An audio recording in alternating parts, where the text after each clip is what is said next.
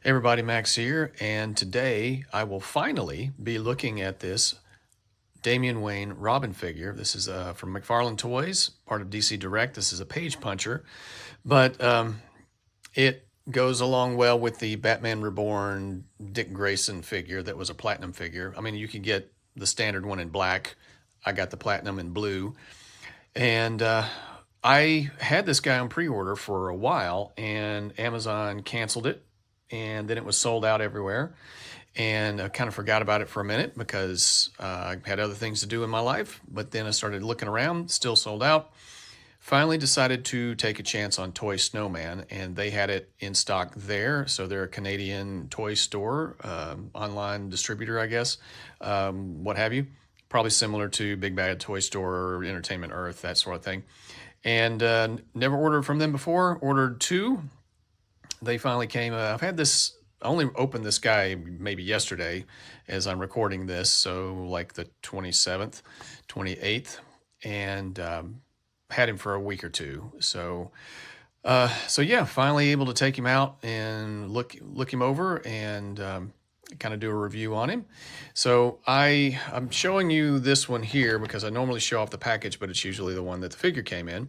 But because this is a page puncher, not in a easy to open box, I basically had to destroy this the original package to get him out.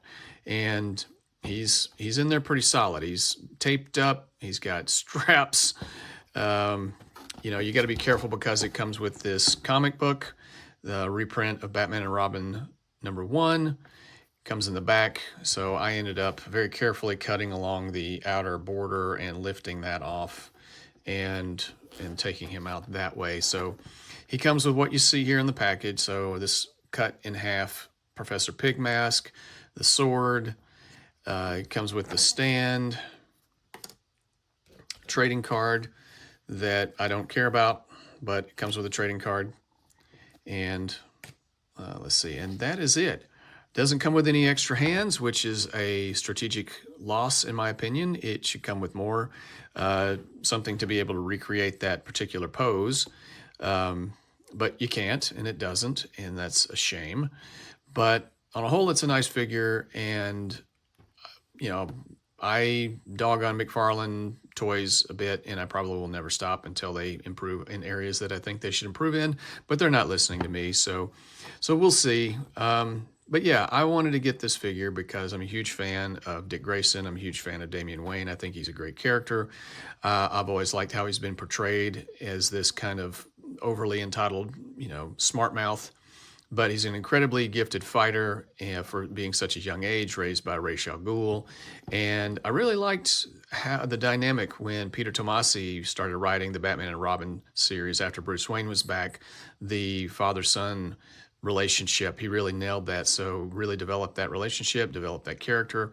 Of course, this is a character created by Grant Morrison, but I really felt like Peter Tomasi did a great job. So if you have a chance to read the Grant Morrison run, I highly recommend that, but also the Peter Tomasi Batman and Robin series. Those are all in omnibus format, I think. So anyway, I wanted this figure because he looked really nice and probably one of the best head sculpts I've seen in terms of just capturing the likeness. And whoever did this did a fantastic job, I think, and in designing it, and the execution is really good.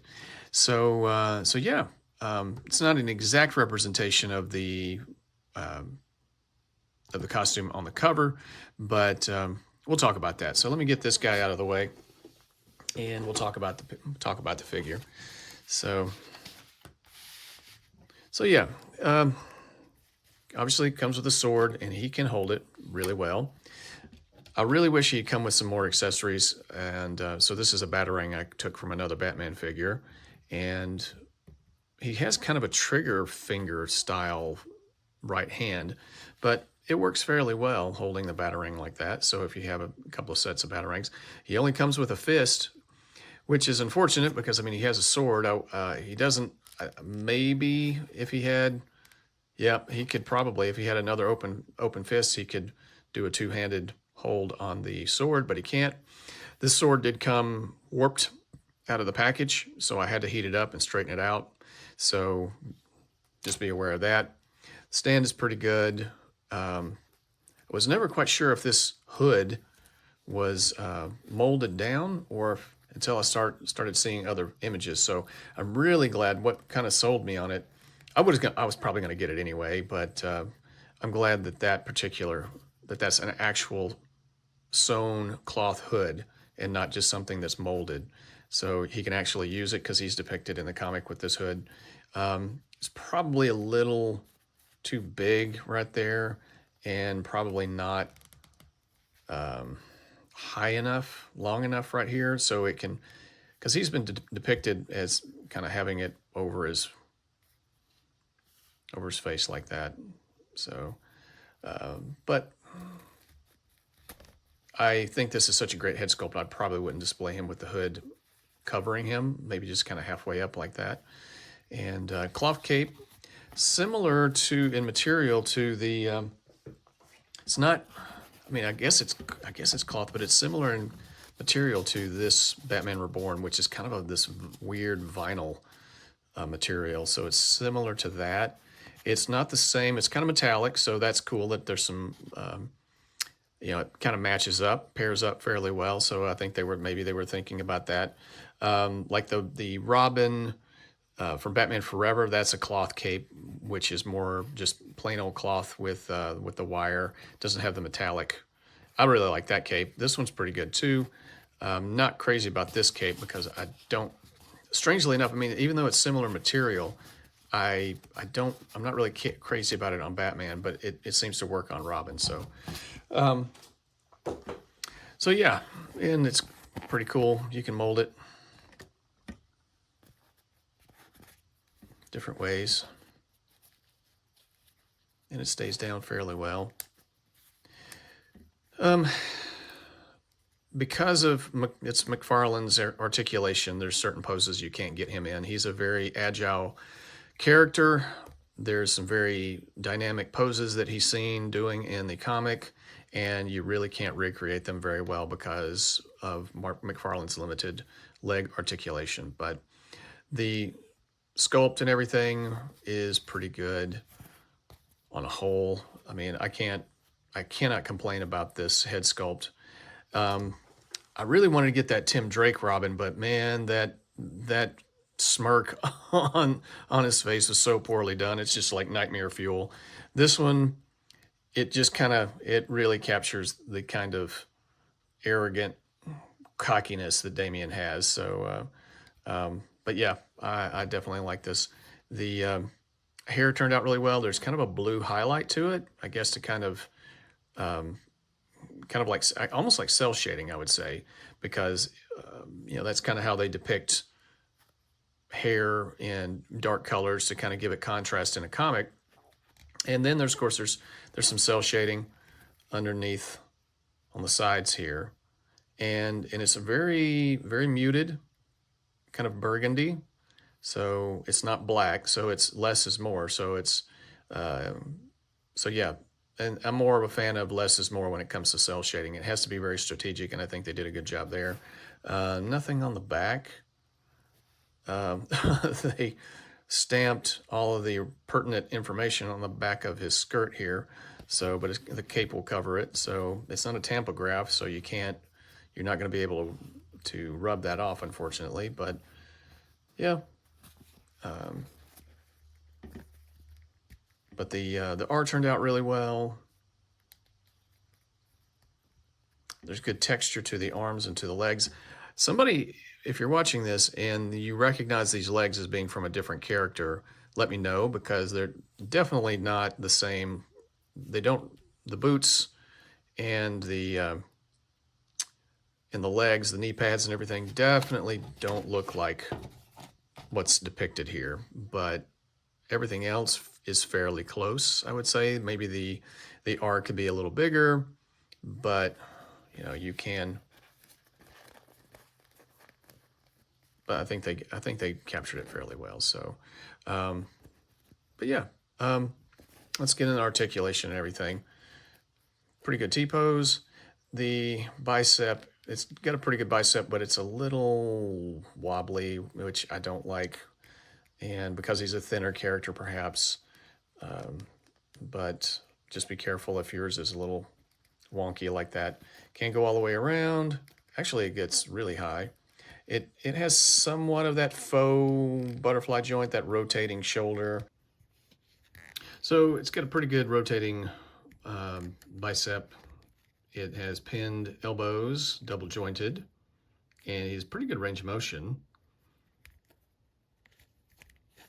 He has the typical McFarlane wrist peg system. I'm not a crazy fan about that.